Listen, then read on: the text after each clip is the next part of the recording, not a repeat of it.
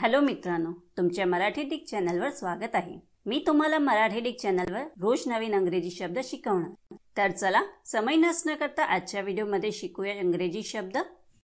There, देअरचा Marathi अर्थ त्याचे, त्याची, त्याच्या, त्याचा मालकीचा किंवा त्याच्या किंवा तिच्या होत आहे।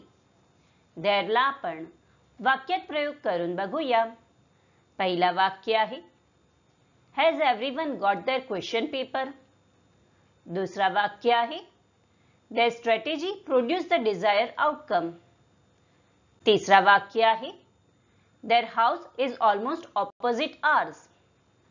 चौथा वाक्य आहे, The patient's relative must give their consent before the operation. Friends, व्हिडिओला लाईक, शेअर आणि कमेंट करायला विसरू नका आणि चॅनलला सबस्क्राइब करा। Thank you.